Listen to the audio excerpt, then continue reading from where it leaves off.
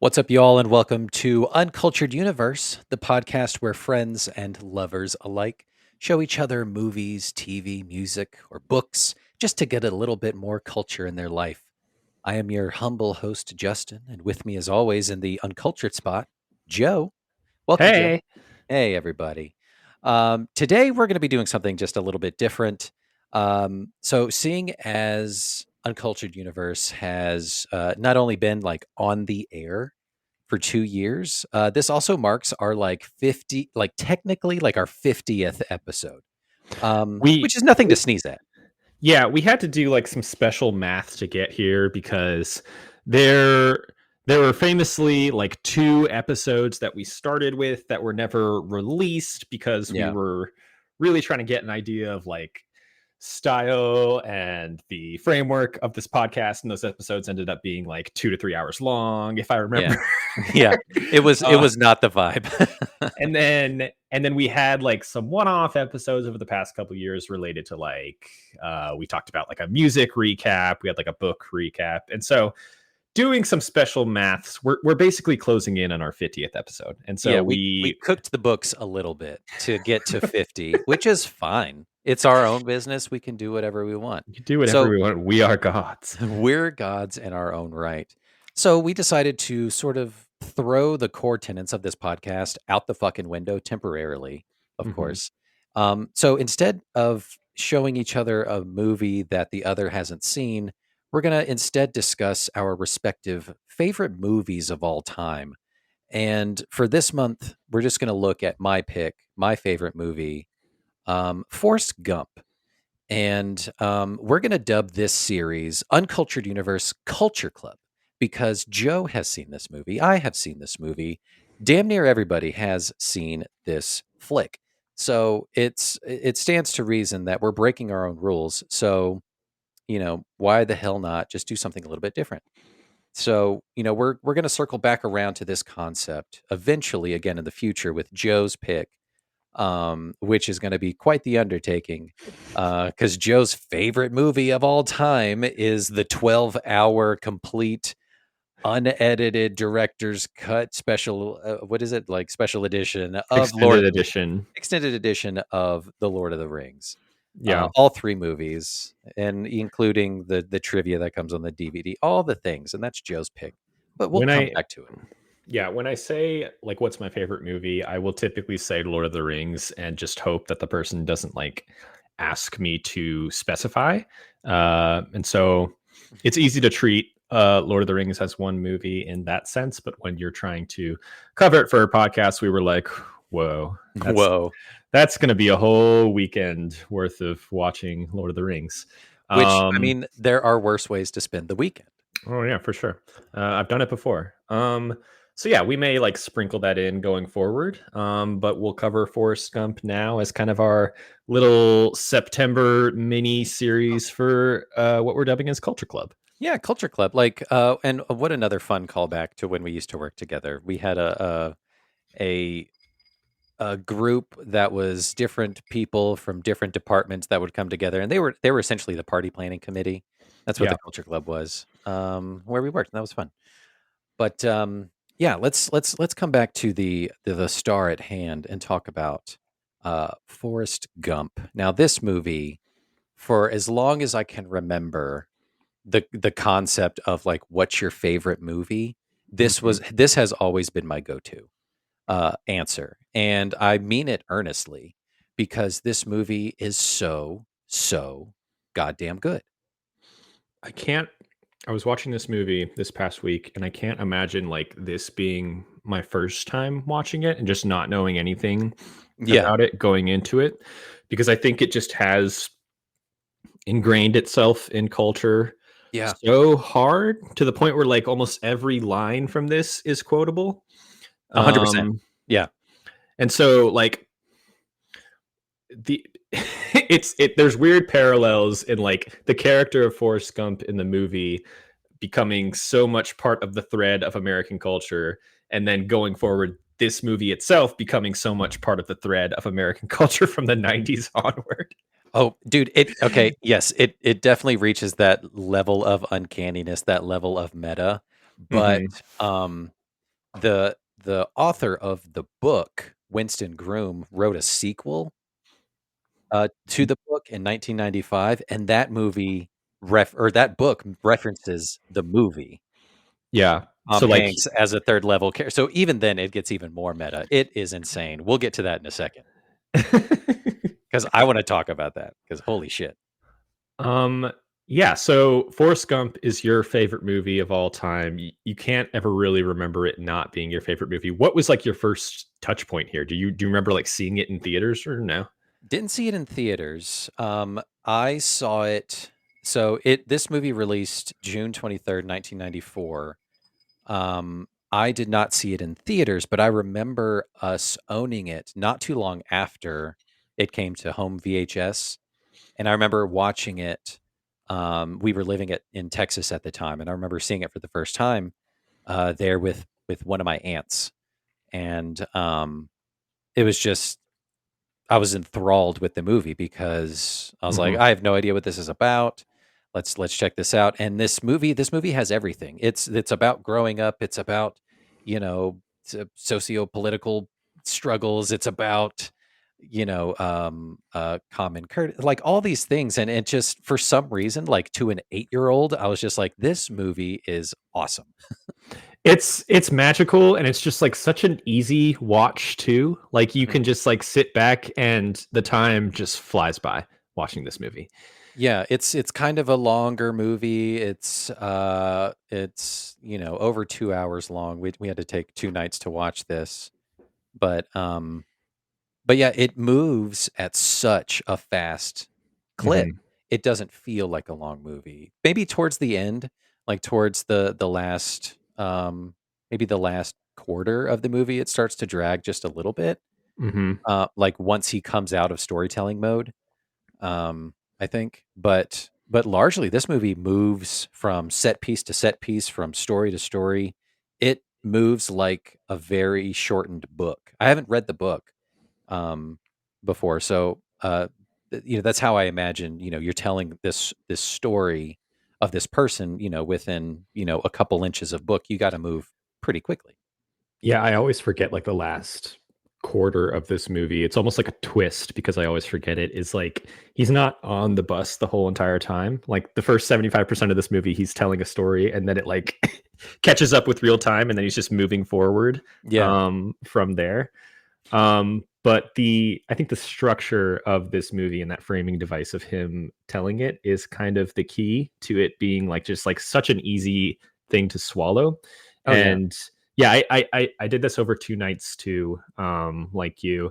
I thought it would be more 50-50, like splitting between like his childhood portions with like Sally Field Hmm. versus his adults. And so I like hit pause once, it switches to them in high school. And I was like, oh, this we're like 20 minutes into this. I know This there's is so not much more movie left.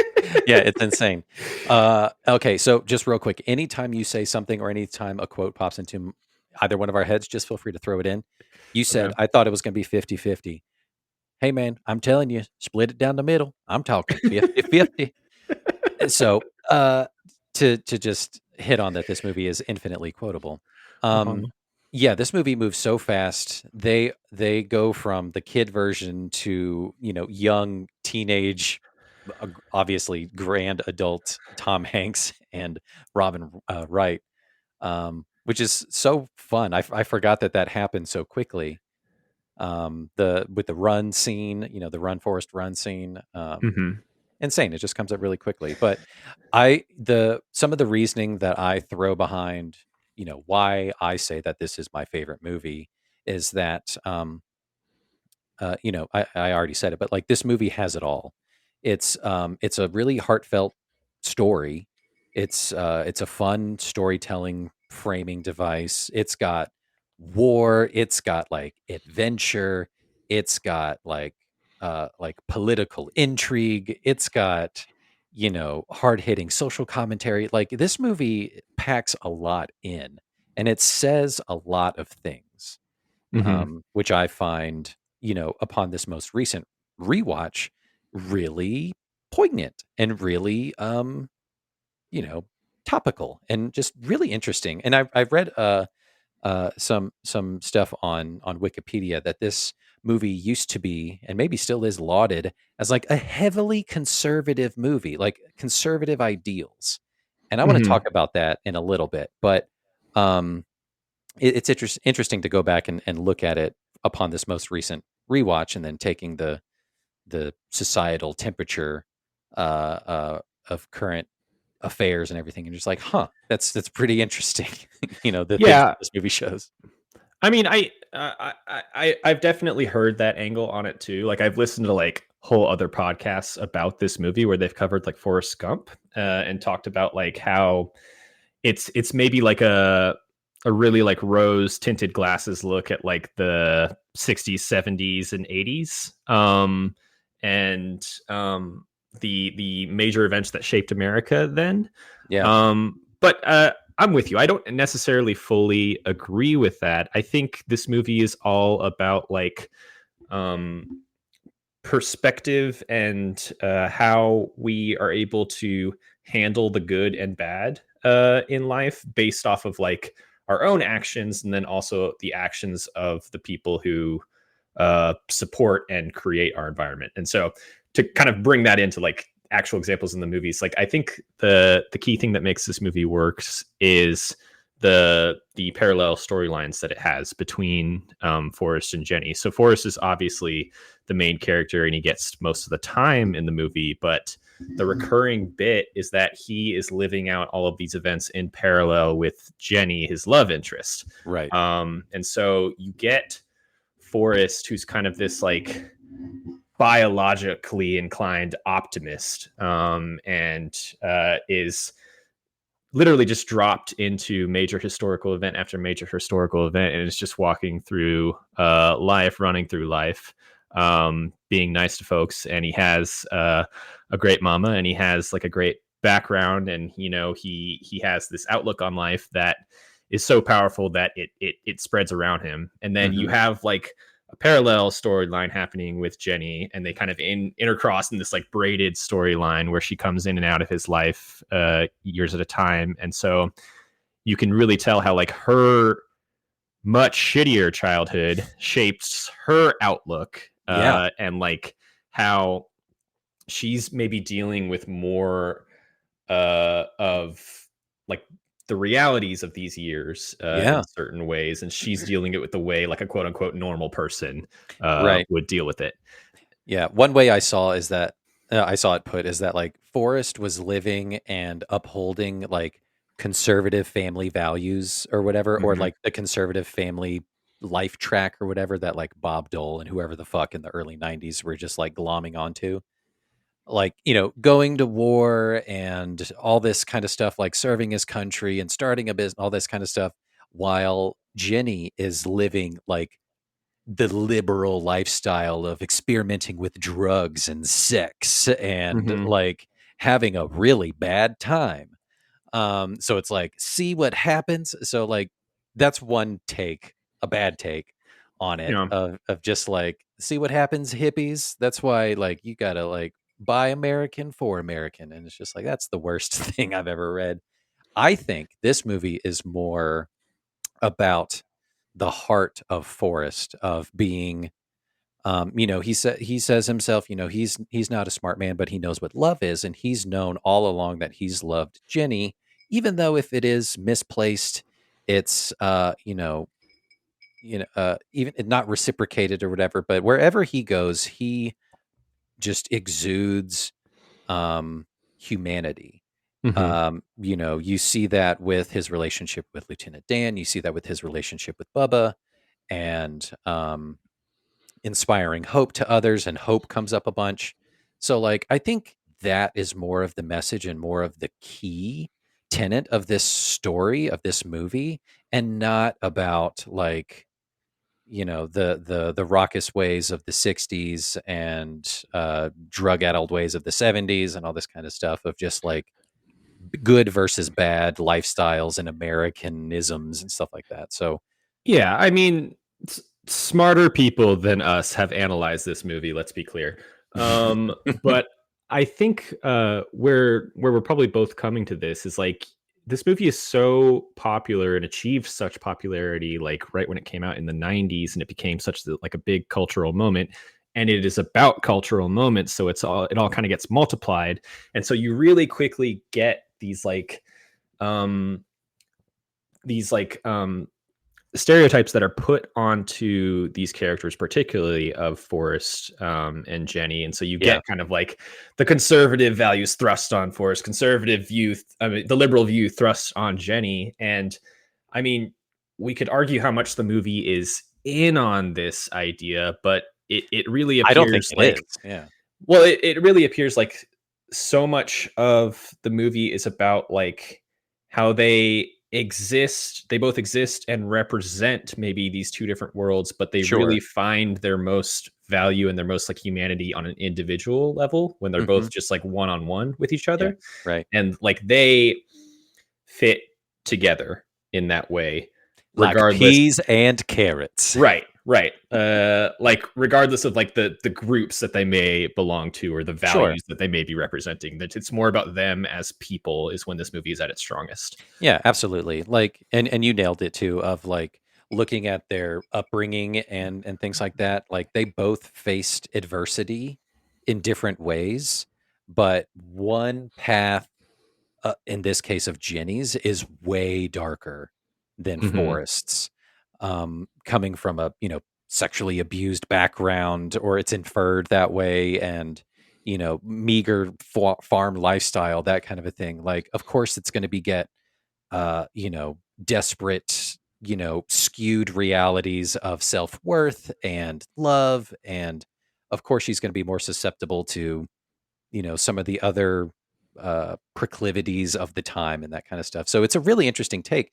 Whereas, you look at Forrest's upbringing, you know, um, disabilities and other things like that that come into his life. But Sally Field, his mom, playing like the the uplifter of Forrest, to imbue his brain and his life with this, optimistic view of just like, hey, life's like a box of chocolates. You never know what's going to happen, kind of a thing. And it's like you can't help it. So he makes the best of every situation, no matter what. And so I think largely this movie comes down to parenting. Really? It's a full stop. I mean, Period. it is kind of bookended with the idea of parents kind of forming their children and vice versa, I Yeah. guess. Yeah. Yeah, let's dig into some meat and potatoes here in a second, but about parenting and Mrs. Gump. But so this movie, obviously directed by Robert Zemeckis, the powerhouse, brought us such hit movies like Back to the Back to the Future trilogy, Hmm. Who Framed Roger Rabbit, Contact, Castaway, The Polar Express, A Christmas Carol. Did like a back to back kind of like Christmas thing. Really loves Tom Hanks. His most recent thing being Here, where Tom Hanks and Robin Wright come back. It's the movie that's A essentially a stage repairing. play, Yeah, yeah, yeah. which is really neat. I haven't seen it. I don't even know if it's released yet. I don't think it is. Oh, I think it might be like a Christmas thing. and that feels like a Christmas movie. But yeah, Zemeckis, from what I know about him, is known for uh, like kind of pushing the envelope in terms of like technology within film. And Mm. so I really want to talk about the way visuals effects are used in this movie because I think it's really Oh, interesting. And then yeah. in later years in his career, he gets really into like motion capture in film Mm. as well. So he does like what were you saying? Like Polar Polar Express. He Express. does like the Christmas Carol where like it really flirts with the uncanny valley. Yeah, Um with Polar Express, he was kind of like early on the scene, so like some of those scenes like are really weird and really unsettling with Tom uh-huh. Hanks. And then like a couple years later, that's when he did the Christmas Carol, A Christmas Carol with Jim Carrey, and like the technology got better. It looks better, like you get more finer detail, but it's still very uncanny valley technological madness, which is what he Mhm. does. But yeah, like you look at Back to the Future and this movie, Who Framed Roger Rabbit, Contact, even. Um, yeah, big pushes for technological advances in film. Very cool stuff. Love Zemeckis. We're a Zemeckis household. Um, Screenplay by Eric Roth, and the story again by Winston Groom, who wrote the book in 1986. Now, here's where I want to take a little veer off and talk about the sequel that he wrote in 1995 called Gump Uh-huh. and Co. So he released this the year following the movie's release. And this, Joe, I read the plot synopsis and it is insane. Is it just more stuff? Does he go to space? I wish, but it's so much worse. Okay, here we go. You ready? Bubba Gump Shrimp goes under Oh no. because there's like a boom in the shrimping industry and Bubba Gump Shrimp can't keep up. So they go under. So he has to find a job as a janitor at a strip club where he then meets a former like colleague or athlete that he played football with in college who convinces him to try out for the New York Saints. He makes it, or not New York Saints, sorry, New Orleans Saints, the football team. And then he helps the team rise through the ranks and stuff like that by like just being a good player. I don't know. Uh-huh. And then he's later cut from the team when he skips a game because Jenny dies. So it's like she doesn't die in the original book, Oh but my in this god. one she dies. So he has to skip a game. So then they cut him from the team. Like what? What does that say? Um, so then he's again like he doesn't have anything to do. So he sells encyclopedias door to door. He somehow inadvertently helps create new Coke in the 80s. And then he operates a pig farm. But all of those end in disaster somehow. He later gets recruited in the Marines and then goes to Iran. He meets Ronald Reagan, goes to jail due to some sort of unsavory clandestine mission that they have to go on. When he's released, he then works on Wall Street with some people. He sleeps with some random assistant or whatever, and then he sees Jenny's ghost. Okay. And then he meets some like beer maiden from East Germany. He gets recruited for the Marine football team in East Germany. And during a game, he punts the ball clear over the Berlin Wall, which then leads to them tearing down the wall. And then he's deployed to the Persian Gulf War, where he is then reunited with Lieutenant Dan. They sent him too, who finally gets his destiny of dying on the battlefield. And then he Oh starts. god. I know. So then he starts an oyster business with his son, and then he meets the Clintons. Like, insane story. Oh. See, that sounds awful though. Yeah. Like that just There's more stuff to it where he meets Tom Hanks in New York mhm. City and he goes on like the David Letterman show or something. Like, it's ridiculous. Then like the events of the movie cause trouble for the real Forrest Gump's life. It's an insane story, it sounds like. I don't know. It seems kind of crazy because like Forrest Gump was such a hit that they didn't immediately have like some sort of sequel or follow up to it. But then That wasn't in the norm that wasn't the normative in the 90s. yeah, If a successful movie happened, you just said, "Congratulations, now what are we gonna do? What other new thing can we do?" Instead of just like, "Crank out another sequel, fuck it." yeah, because Hanks goes into like rom com territory. I mean, like he does is You've Got Mail right after Forrest Gump, but I do know that like Forrest Gump is the second year consecutively that Tom Hanks wins the Best Actor Academy Award. So he won it for Philadelphia and then he won it for Forrest Gump. So I almost Yeah. think like, were we experiencing Hanks fatigue in the way that like Anne Hathaway or like J Law had to go away for a few years, recently, I think I remember reading that, like, he was like it was only talked about for, like, maybe 40 minutes, and Right. I you can't make me do it. I'll only do it if it's, like, it's a good script, it's a good story, but, like, it was never seriously considered. Right. And even today in during a time when we're constantly like remaking things and doing legacy sequels of things, I don't think you could ever have like a Gump legacy project where it's like Forrest Oh, Gump's son no, and you then totally yeah. Hank's cameos. Yeah, I Um, mean, you could yeah, with Haley Joel Osment, like, I would love that. That would be fun, but, like, it's still Forrest kind of, like, bumbling around in the background, like, well, inadvertently saving people on 9/11 and just, like, all this kinda stuff, like, that would be ridiculous. They would do that if they did well, a legacy sequel. I have a thought there because I think like part of the appeal of Forrest Gump is not just like Forrest Gump as a character and Hank's performance, although I think he really is like wonderful in this movie. Mm. I think a big part of the appeal of this movie and it's like its staying power is the gimmick of like Forrest moving through time and having all these touch points in American history. And I think you get kind of like a spiritual successor to that in something like did you see Ready Player One recently in like the last 5 years or so? No, but I'm aware that like it's an IP person's Yeah. wet dream kind of a thing. Yeah. So I think of something like that as like a next generation version of this, where I mean, it's not like Forrest Gump at all in terms of story, but it's like this sci-fi near futuristic novel that is so like embedded in nostalgia for like the 70s, 80s, and 90s. And Mhm. it is about how those concepts and ideals like uh are swirling around this one guy's head, and he builds this entire world out of it. And Yeah. so you get a lot of like callbacks that people in the audience can kind of point at the screen and recognize, and like that flavor of things is kind of the same as what's happening in Forrest Gump, even though it's not like a sequel or follow-up in any way. Sure, yeah. Like that example of Ready Player One is kind of the flavor of modern nostalgia Hmm. porn, essentially, where it's just like reference after reference after reference, cram everything in, and that way Hmm. everyone is just constantly pointing at the screen and like nudging their buddy in their seat, be like, "Hey, did you catch that? That's so fun!"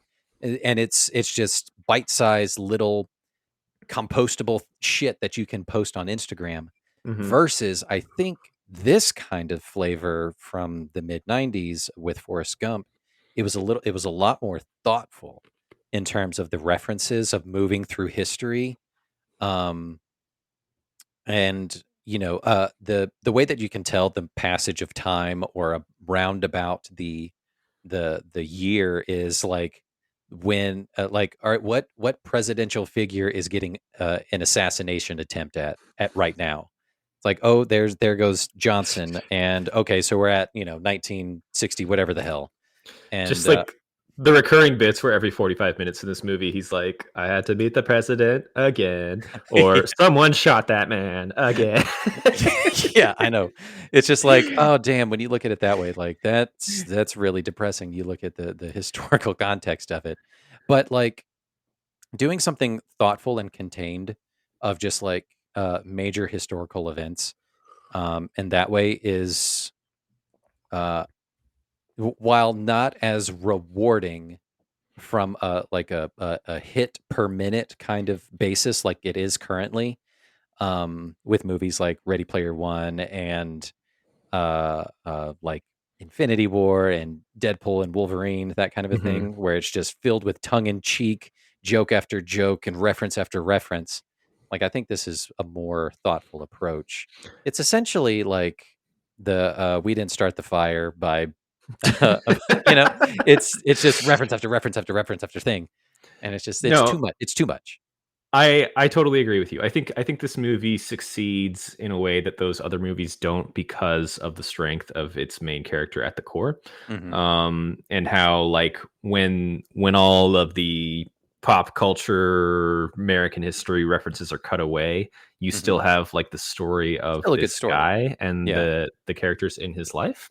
Yeah. And so like the bulk of this movie is almost like a montage of him moving through life. You definitely have chapters. It's like a book. You have his football chapter. You have him in Vietnam. You have him doing ping pong. You have him running. You have him shrimping, Lieutenant Hmm. Dan, and all of that. But like I found like the most like emotionally resonant moments to be when he kind of like his in between moments in between all of those. And so the moments when he's back in Greenbow, and then the moments when he's back with Jenny throughout all of that.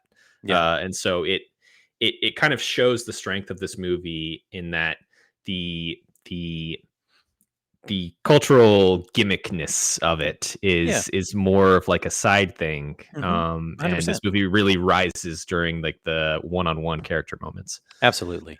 And the thing that helps that rise is definitely the theme done by Alvin or Alan Silvestri.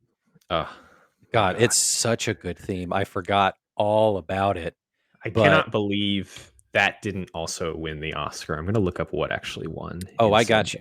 So they went home with 6 Academy Awards. Yeah. Best Picture, Best Director, Best Actor for Tom Hanks, Best Adapted Screenplay. We love a screenplay adaptation. Best Visual Effects and Best Film Editing, Hmm. which is great. So like big time, big dick swinging at the Academy Awards that year, which is really cool. But the music, the original theme by Silvestri, and then also the soundtrack, is just so good Mm. to this movie. Like this is where I got my first taste of like CCR, and like this is the first time I heard "All Along the Watchtower" by Jimi Hendrix, Hmm. and like I didn't even know that. I was like, "Oh, that's Jimi Hendrix." Okay, it was from Forrest Gump. I had no idea. Like Yeah. it's such a good time capsule, and it's also like relevant to the time frames that he's where he's present, where the movie takes place, which is awesome. Yeah, there's parts of this movie that almost surf on just the songs that are happening. Hmm. Like there's periods, especially when he gets into like the running sequences, where it's just like you're hearing 30-second snippets of songs and barely any narration and barely any like talking on the actual screen, Mm. and you're kind of understanding the journey and the ups and downs that he's going through. Yeah. Yeah, Here. Run It on Empty when he's running across America is so good.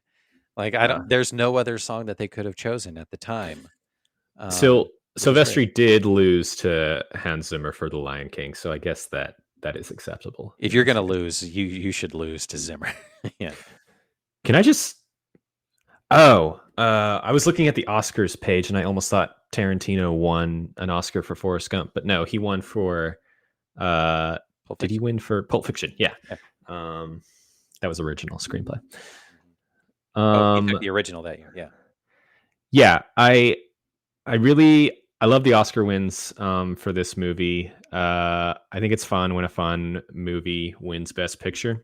Mhm. I think Hanks is really good in this. I really love that this movie won Best Visual Effects. So Zemeckis that we were talking about is kind of like a pioneer in the visual effects world in film. He's Mhm. always kind of pushing the envelope in different ways. He had previously won his movie had previously won Death Becomes Her, Yes.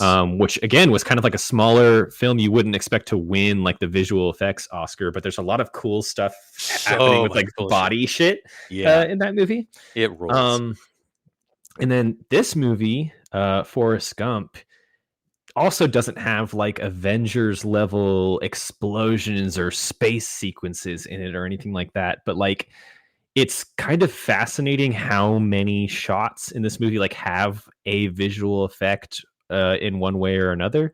Like Mhm. all of the ping pong balls are Yeah. animated. Yep. All of like the rain in those sequences. There's scenes where like the rain is just completely not actually there when they're Yeah. walking around in Vietnam. Um, Vietnam. all of the fucking creepy like president scenes when he meets the presidents like 4 times, and it looks insane the way he they like move their mouths in like a deep fake kind of way, that and like Oh John god. Lennon. It's so bad, but again, like you're saying, like, it was pioneering Yeah. the technology at the time of just like, I can't believe they were able to do that and do it kinda convincingly for 1994.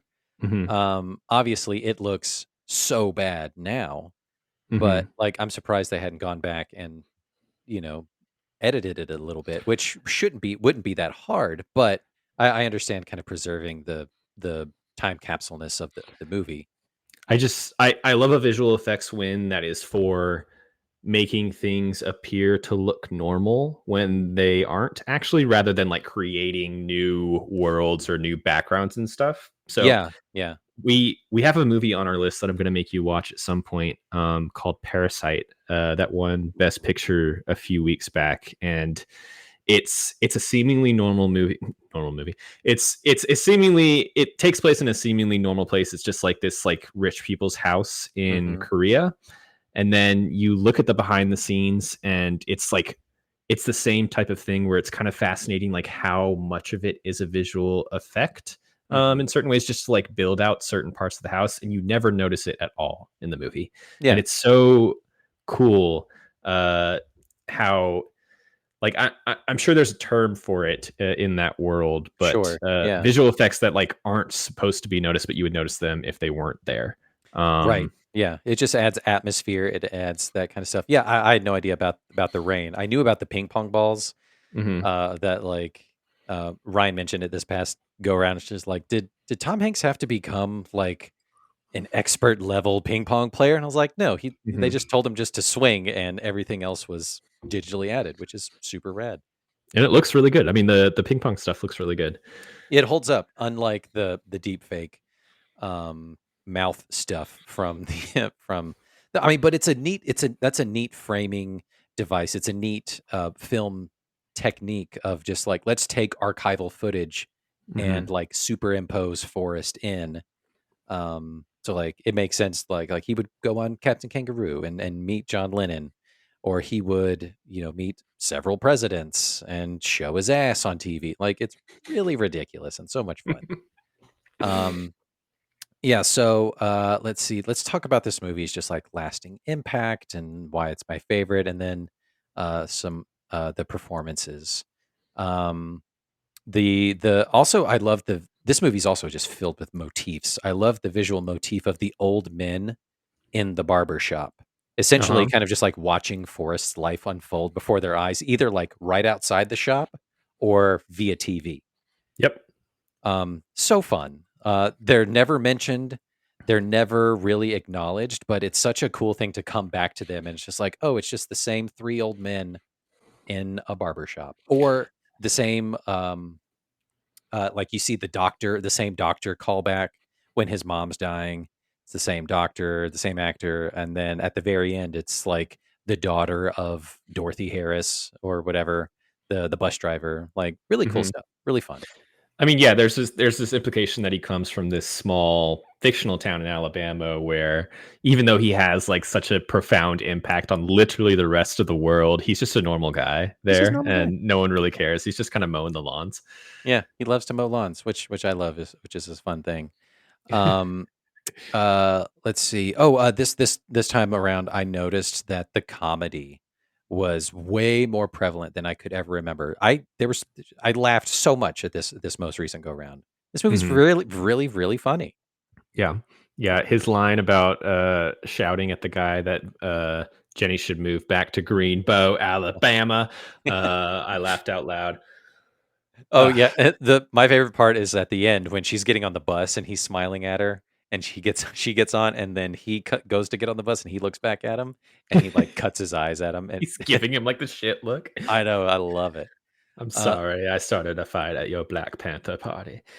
yeah. Oh, Forrest Gump is a habitual party ruiner because he ruined the Black Panther party, and then he ruined who was it? Other's party did he ruin? He ruined somebody else's party, and very funny. I Where think that's was I was trying to find the quote. Hang on, I'll like search for it. Oh, I got it. I met some of America's best young men who served in this war. There was Dallas from Phoenix, Cleveland, he was from Detroit, and Tex. Well, I don't remember where Tex come from.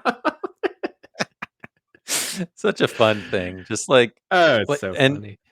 like, and that's something that just sticks in your brain because it's so memorable. Whoever like I'm assuming it was Winston Groom who had a hand in a lot of the dialogue, or maybe not, but like the dialogue is so memorable, and Hmm.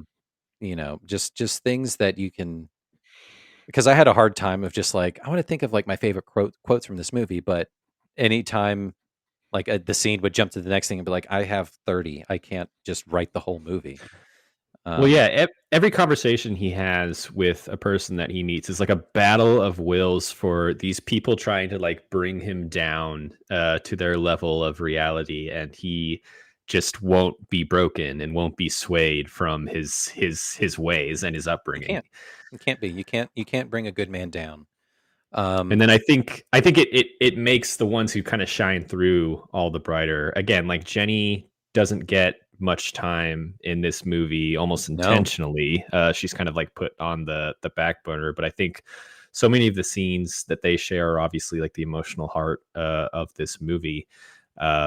There's they kind of intercept throughout the movie, and then a lot of the ending is her living with them, and then they obviously eventually have a kid. And there's a moment in this movie where I was reminded of Castaway, because there's kind of like mm, parallel scenes between the two. Have you ever seen Castaway? I love Castaway. Love Castaway. So it's still Silvestri, it's still Zemeckis, it's still Hanks, right? It's So like yep, that pairing is back again. power trio. Um, And Castaway also ends with like this kind of like really quiet monologue where Tom Hanks is remembering things from being on this island that he was stranded on for 4 years. Yeah, And you got the Silvestri music, very similar to this movie. And it's very similar to the scene at the end of this movie where like Forrest is recapping to Jenny. I can't remember if oh she's yeah, yeah, yeah. died at this point. Like She's laying in bed, and he's talking about the his adventures essentially, it right? kind of comes out of nowhere, and it's like this deeply like beautiful moment where again like it gets past the gimmick of him being in and out of history that you've experienced for the past 2 hours, and really shines a light on like, no, these were his individual experiences. He talks about like, Yeah, oh, one time it stopped raining in Vietnam and I got to see the stars, and one time I was running through Monument Valley and it looked like heaven. And there's like this mournful moment because Jenny realizes like she kind of missed out on all of this because she was on her own path in life. And then there's obviously the beautiful line of like, no, she was with him the whole time. yeah, um yeah. Because he mentions it every story chapter. It's like I thought about Jenny all the time when he's mhm, on the boat, or he's in Vietnam, or he's playing ping pong, like all this kind of stuff. He always brings it up, so it's not a surprise when he says that at the end, but it still hits. mhm, It's still great. Um, let's talk about the performances for a second. Obviously, Tom Hanks is just fantastic. He's mhm, so sweet, so lovable, so innocent in his portrayal of this character. And it's immediately iconic. Like I could not imagine another contemporary of his at the time playing this character and having it be this good. mhm. It's obviously a really like heightened performance. He's obviously like doing a thing here. He's playing uh, a low IQ person, but also giving that person like the same levels of like comedy and drama that you would give a normal character. And so Mhm. Forrest has moments when he's kind of like going with the flow, and Hanks plays it that way. You can tell when Forrest is comfortable, you can tell when Forrest is uncomfortable, and then you can also tell when Forrest is like experiencing these like deep emotions. It's so subtle. Yeah. Tom Hanks's portrayal of those emotions are a masterclass.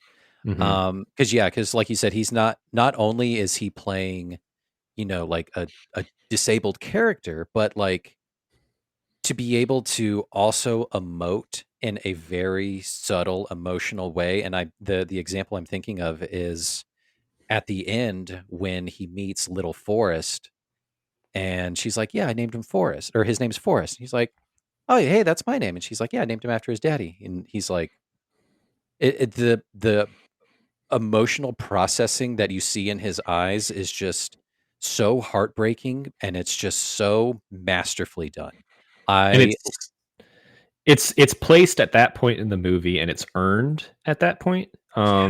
You'd think like it maybe wouldn't have as much impact at the beginning just because you don't know this character, but after spending 2 hours with this character, you know what it means for him to have a reaction like that. Hmm. And so that point in the movie, and then also the point at Jenny's grave where Oh, his voice basically breaks and he breaks down for like the first time.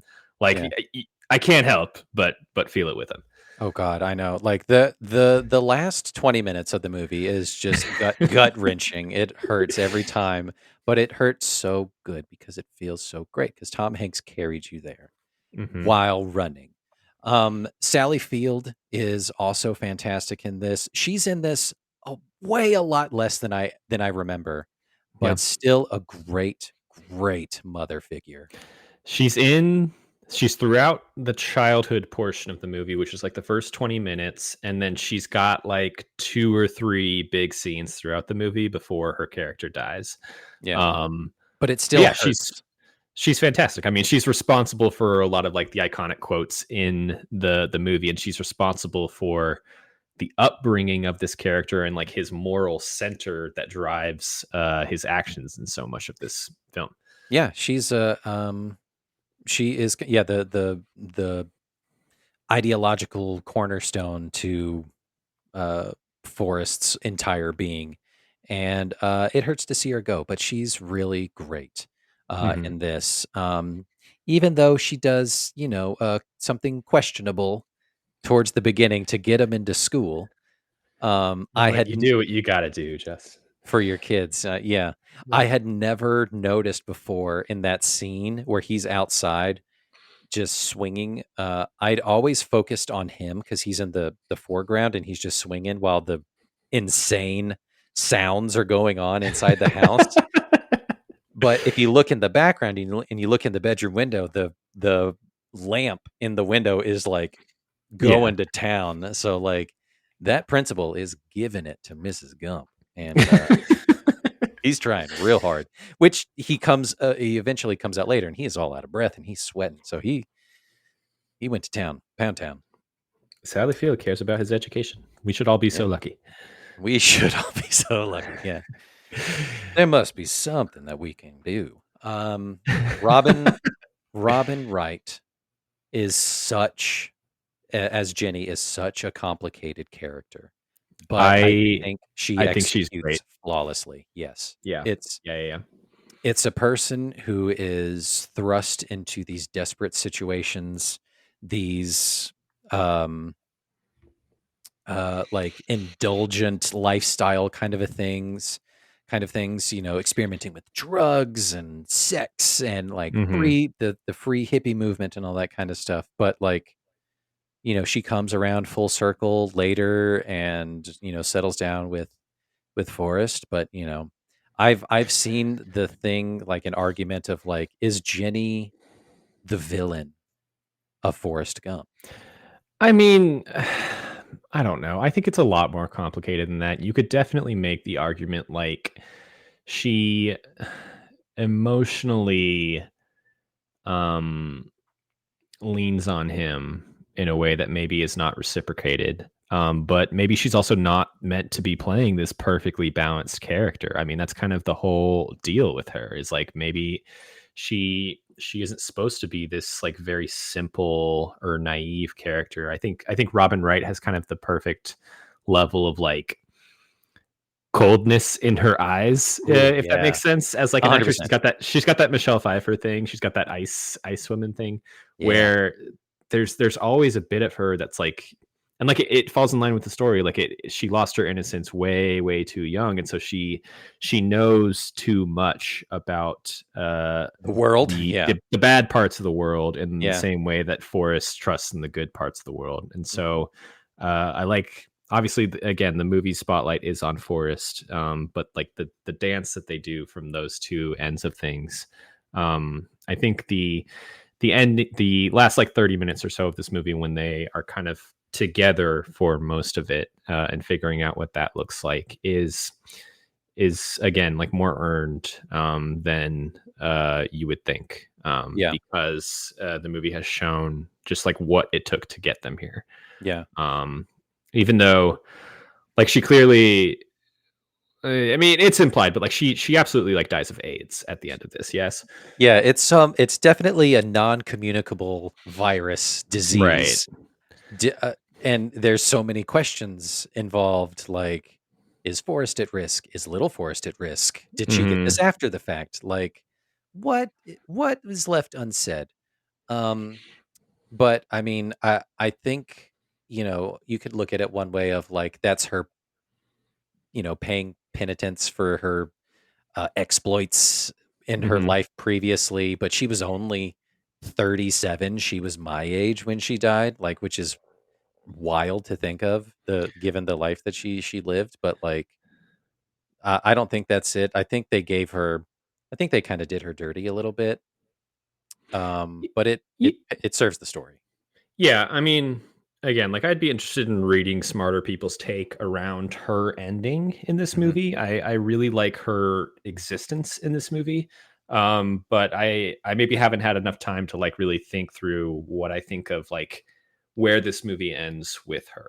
Hmm. Because she comes back to Forest when it maybe seems like she has nowhere else to go. They have this like wonderful, few months, few years, you don't really know together, which results in her becoming pregnant. And then she leaves immediately and kind of like hides that fact from him for a few years. Yeah, And then you could also argue like she invites him back into her life just because she knows she's dying, right? And she needs someone to take care of the kid. And so there's a lot of like moral complexity there. There's a lot of like sure. reality there. But Yeah. I think she's one example of two in this movie of just like characters within Forrest's orbit who are so resistant to his whole entire deal until he is able to chip away at them, and so they are able to kind of accept the peace and simplicity that he represents. And the other one, of course, I'm talking about is Gary Sinise, who I The think gold is star. so fucking good in this movie. Lieutenant Dan Taylor, his entire character arc is so great. And it only, is outshone by Tom Hanks's Forrest Gump Hmm. by molecules, honestly. Gary Sinise absolutely kills it in the Lieutenant Dan role as this, you know, again, like similarly kind of tragic backstory. Like you don't really get too much of his backstory, but you understand the type of person he is when we first come across him in Vietnam and being utterly torn down from where he was on his pedestal to reaching literal rock bottom, alcoholism, all this kind of stuff, and similar kind of suicidal vibes with Jenny's parallel. But Hmm. once he's spent enough time with Forrest, it cuts away all of that remaining former life, the way that he used to think, and becomes in this affluent, successful businessman. Like he's the one who turned Forrest on to investing in Apple. So like Such a funny moment.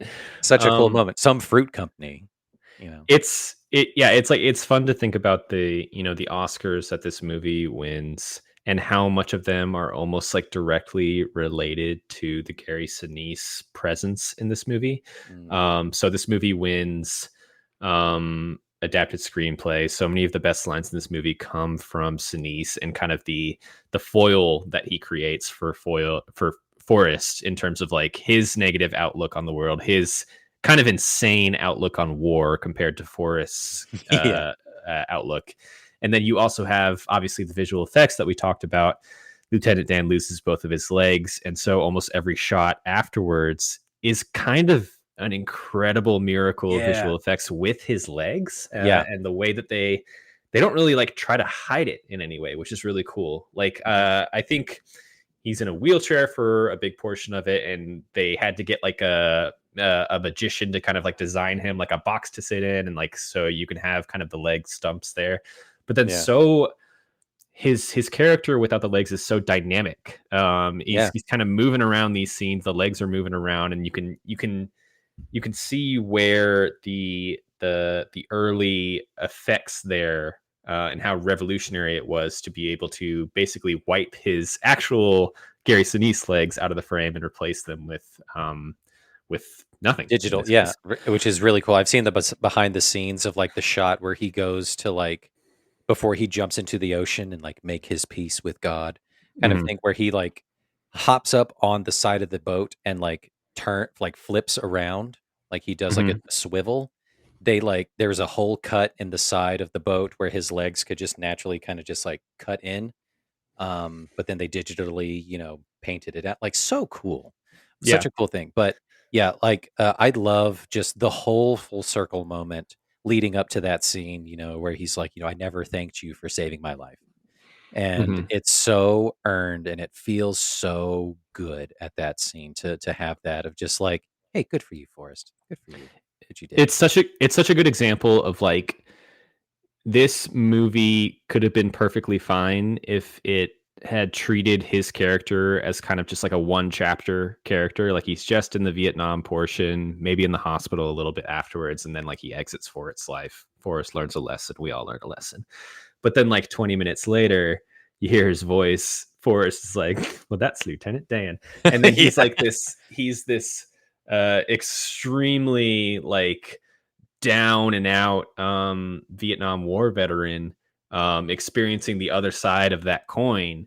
And the movie is so much richer for it, for having him Yeah. in the next 30 minutes. Absolutely. And being able to like you experience kind of you've had these sweet moments with Forrest and his mom, and Forrest and Jenny, and Forrest and Bubba to an extent, and now like Forrest is kind of up against a different kind of adversary in this Yeah. point. Like, will he be able to prevail and crack the shell here? Which he Hmm. does. Yeah, the time that he spends in New York City with Lieutenant Dan is like I love 70s grimy New York. It's such a vibe, looks especially in the winter. it It looks looks so good. She smelled like cigarettes. yeah. Oh man, but and then that's when you get like a shred of his turn of character, Lieutenant Dan's turn of character, his shred of dignity coming back. Hmm. Because one of the girls calls Forrest stupid, and he loses his shit on her, and Yeah. don't you ever call him stupid. And I love it. You love him to see him go to bat for his boy. You love the growth there because like you can tell he goes from like not caring about Forrest to defending Forrest, but not necessarily being nice to Forrest, to then ultimately like making peace and meeting Forrest one on one. Yeah, I kind of wish like when he comes back into Forrest's life, it's only like 10 minutes later Mhm. after the New York scene, because that's when he goes and he plays ping pong for a while, and then he magically gets the $25,000 check. To wit, he then buys a boat Mhm. and 3 Dr. Peppers. Which today's episode brought to you by Dr. Pepper. Oh, Drink it. It's spicy. It's your life. we'll get Spice up into it. your Hang life. on. I want to find that full quote because it's really funny the way he says it. Hang on. I'm going to try to. I have like the full quotes page pulled up. I'm going to try to find it. Hell yeah. Uh, I don't think it's on here, but he Oh, when like he's at Bubba's grave. Yeah. when he's trying to he's talking about like what he did with the full 25,000 because it starts out as 25,000 and then he's like I bought gas and a new suit and I took mama out to a really nice dinner and then I bought 3 Dr. Peppers and then with the change left over I bought this shrimp boat. Yep. It's so good. Yeah. I speaking of Dr. Pepper and why this episode is brought to you by Dr. Pepper, the Dr. Pepper company. Is that Pepsi? Is that a PepsiCo thing? I don't know. Or is Dr. Pepper its own thing? I think. I think this is maybe slander. I want to say Mr. Pibb is Coke and Dr. Pepper is Pepsi, but that may be backwards. Okay. Those are the rivals. It always stuck with me that this movie is such a Dr. Pepper like stan, Hmm. because Forrest Gump loves Dr. Pepper, and therefore I love Dr. Pepper. It's just fun to hear him say Dr. Pepper. Did your love of Dr. Pepper come from Forrest Gump? It might have. I don't remember like trying Dr. Pepper beforehand, but I remember living in Texas, and this was like water uh, down there. That like Dr. Pepper and Big Red. I don't know if you know Big Red, but it's a Texas drink, carbonated red soda. Dr. Pepper and Big Red were like kept me barely hydrated as a child. I just I just want to correct the record. I googled it. Dr Pepper is owned by not Coke or Pepsi, but Keurig. That must be a So recent acquisition. sit with that for a second. I won't. Um, before we wrap up, um, one other thing I wanted to talk about, one scene in particular that I had. So I talked about already how I'd never noticed during the mom principal lovemaking scene that the lamp is going absolutely bonkers. Uh huh. You Um, want to talk about the other jizz scene in this movie? I'm going to talk about the other scene involving jizz. I never picked up on in any of my previous viewings that when Forrest goes to Jenny's dorm room and she shows him her tits and she lets him feel that he immediately busts a nut all over her roommate's Yeah. robe. I It, never it knew is a that. it is a funny moment. I absolutely never picked up on it either. Never Uh, ever. that was my stopping point for night one of watching this movie, and I think I That's a hell of immediately a place texted to you. stop. I texted you because we were both watching it, and I was like, "Yeah, he just Force came." just came. Like I never knew that. And then the line of so I always viewed it and remember it as him just like being embarrassed. Right? Like he's just like, "Oh my god, I'm so sorry." But now No, watching it, it's just like, "Oh, he's like it's because they make a joke about like how it is specifically her roommate's sweater, and then Jenny's like, "I don't even like her," and then she's awake listening to them the whole That scene is so fucking funny. Like, my god, it's so good. I love that someone thought that up and, either, Winston Groom or whoever else in the writer's room was like, "No, I got this. Check it out. He's gonna time. jizz." You want to just Ridiculous. do like rapid fire opinions? First off, before we end, I want to say I have been eating a box of chocolates this entire time. I paired it with kind of like a Kahlua rum cocktail. I'm calling it like a almost full box of chocolates because it's very thematic to this movie. Amazing. I do love that anytime he comes near a box of chocolates, he has to eat some. Yeah, Very good. I'm just drinking just a straight up fucking Dr. Pepper because why I the think hell that not? fits. I I think that fits. was gonna do a thing called a flaming Dr. Pepper, and that is you take a glass, like a pint glass, and you fill it up like halfway with just lager, just straight up regular beer, and then you take a shot glass of amaretto, and then you put 151 on top, and then you light that on fire, and you drop it in the beer, and you slam it, and it tastes like Dr. Pepper from what I remember. It sounds like an Kind of. atom bomb to your insides. Yeah, so I was like, I just want a regular Dr. Pepper because we're throwing the rules out for this episode. We're not really doing, or I didn't do a regular cocktail and no trailer and no in game. We're just gonna Yeah, just shower love on this movie, we're much gonna cut like to black like The Sopranos any second now. yeah. No, we're gonna shower this movie in love, much like Forrest showered Jenny's roommate's robe in love. Um, I think that's all we have to say about that. all right, guys, catch us later. Um, yeah, rapid fire thoughts, Joe, on this movie. um, I think Bubba. We didn't really talk about the actor who plays Bubba. I think he's really good. I like his shrimp monologue about how it carries over for what is implied to be multiple days of him talking about shrimp, and then he Yeah, just ends. He ends talking about like shrimp salad. He's just that's listing off different shrimp. that's about it.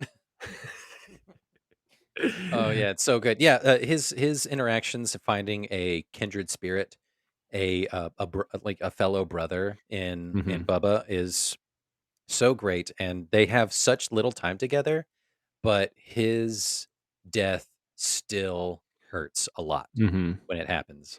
Um, Pretty that great act war sequence.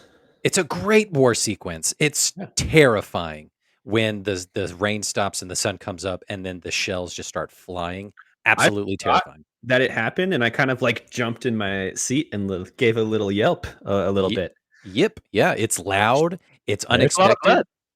There's a lot of that, and there's, like, some graphic, depictions of, like, battle wounds and people getting blown up, and then Yeah. just like the whole forest getting eviscerated by napalm, like insane war sequence. Very good. Yeah. But yes, the actor, I don't have his name in front of me, but who portrayed Bubba, very good, very great, opposite of Tom Hanks. I think Robin Wright again is really good in the moments where Jenny is again it's really like high melodrama and all that, but she is considering suicide in Oh, certain scenes in this movie. And it's always kind of like related to her jumping off of um a high platform in a way. And so mhm. there's kind of the double motif of like birds being the symbol for Jenny in this way, both in the way of like she may want to kill herself in that way by like flying Yeah, essentially, but then also that translates into once she's actually dead, birds kind of become the symbol of her presence to for Forest. for freedom. Yeah, which is yeah, both beautiful and heartbreaking at the same time. Yeah, that is a brilliant bit of visual storytelling, of subtle storytelling too, of just the metaphor of birds coming back, always praying to make me a bird and fly far, far away. Hmm. Um, really great stuff. What else you got? I'm looking through the quotes right now. Magic shoes, magic legs, Lieutenant Dan ice cream. I like how the running sequence kind of becomes its own mini version of the film, and like they're like Oh, rapid fire, seeing like how many cultural moments can he start with this. So you have like the happy face moment on the shirt, you have the shit oh, happens bumper sticker. yeah, that's It's right. real fun. Yeah, it's super cool. Oh, who else does he help out? Um, I think it's just sh- that. I think it's that, and then he basically gets like a running cult going behind him. oh, it's Um, the shit happens bumper sticker. Yeah, and the smiley face thing. Yeah, that's right. Oh, okay, real quick. You mentioned the run thing. Have you ever eaten at the restaurant, Bubba Gump Shrimp Company? no, no. The only place I've seen it is like Universal Orlando, like City Walk. I Yeah, don't. I'm always confused about how real it actually is, or is it just like in places that are movie centric, like Universal? Like, is I it an don't. actual restaurant chain? I think it is. They have multiple locations, but I've only been to the one in Universal. The menu items are, as you can imagine, based on a movie. The menu items are insane. They include such wonderful things as the following: the Run Across America sampler, Jenny's salmon and shrimp, Lieutenant Dan's pork ribs and shrimp, the Okay. box of chocolates assortment dessert.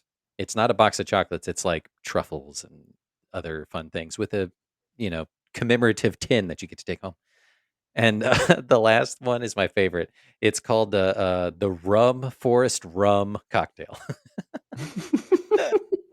It's so absurd. I love kitschy shit. Yeah, I love this movie. It's so good. We for all the reasons we talked about.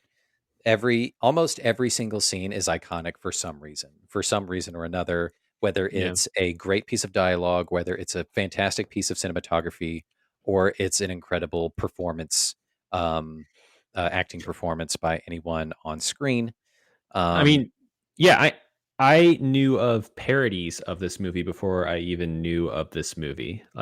We would watch Veggie Tales growing up. They parodied Forrest Gump. We would watch like one of the Aladdin sequels. Genie has like a moment where he transforms into Forrest Gump on a bench and he's like shooting magic out of his fingers. It's really funny. that's so good. Yeah, and I'm sure it's been parodied on SNL, Mad TV, a number of children's shows. Like it's just immersed itself in the American fabric, which is insane.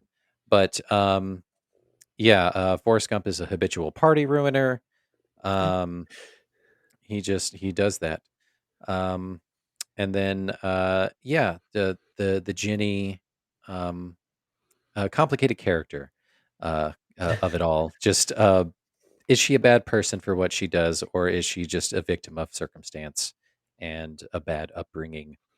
Who knows? Who's to say? Like you said, maybe there's smarter people. There's just smarter video essays about it out Yeah, I there. mean, I don't know if you have to think about it through bad or good. I think this movie is trying to portray like a A reality real, with her. yeah, So which is yeah, which is all you could ever really want. But yeah, that's Forrest Gump. I love this movie so much, and you know, even though like as a younger kid, I always said this was my favorite movie, and maybe that was just like a way to like be cool or uh-huh. whatever. But I will stand firmly 2 feet planted in the ground, and stand up to anybody and say like, yeah, this movie fucking rules, and it's my favorite movie. So This was a fun rewatch. I hadn't seen it in maybe like 5 to 10 years at this point. mhm, I'm glad I kind of checked the box again. it's wonderful. It's a good movie. Yeah. So this is our 50th episode, and we decided to break our own rules a little bit because we can, and we watched a favorite movie of one of ours. So Joe, where are we going next? What are we going to do now? Yeah. So, like we said, we may sprinkle in some more quote unquote culture club episodes in the future where we just want to talk about a movie that we've both seen because we can. But this Forrest Gump episode will kind of represent our September miniseries, and going into October is a miniseries that I've been really excited about and looking forward to. We're going to talk about Winona Ryder. We're going to have a Winona month. So with this one Forrest Gump episode, we've kind of like switched up who goes first. So I will be going first. I'm going to have Justin. I'm going to give Justin the astute privilege of watching the 1994 Little Women, starring Winona Ryder. Ooh, I'm so excited. This has been a movie I've wanted to hit since we started. we're sticking into 1994. Like a lot of these movies has an Yeah, interesting cross section of like mid to late 90s, and I think that's so great. I mean, because obviously we're 90s kids, yeah, but kind of concept of the podcast. Yeah, it's kind of what we do. We should have called the podcast 90s whatever, but everyone does that. It's fuck it. yeah. There's already those already exist. But yeah, I'm excited to spend the first half of Spooky Month talking about Little Women. Um the concept When of you put it like that. tiny adult women coming after you, I'm frightened. Uh-huh. Um and then we're going to follow it up with my pick, which is also which is kind of a little more apt for the season, and we're going to do fuck, not Beetlejuice. What are we doing? Oh, we're doing Edward Scissorhands. That's You're right. doing Edward Scissorhands. Yeah. Edward Scissorhands, which Joe has never seen, which is great. So a Winona month, and then you know what? I'll probably watch the first season of Stranger Things again because Winona is great in that too. Uh, Ooh, that's a yeah, good note. Maybe I should get back into that. yeah. I remember that first season coming out, and it was just like, holy shit, this is why everyone loves Winona. It's She's insane that we're at a point where we can be nostalgic for the first season of the nostalgia dripping Stranger Things. yeah, Time marches on. and it waits for no one. Yes. um. Very Anyway, good, Justin. very good, Joe. So let's yeah, we'll catch you guys later. Be on the lookout for new episodes and things wherever you get your pods casted at, and catch us on all the socials at Uncultured Universe. We will catch you guys later. Run, Joe, run. Bye.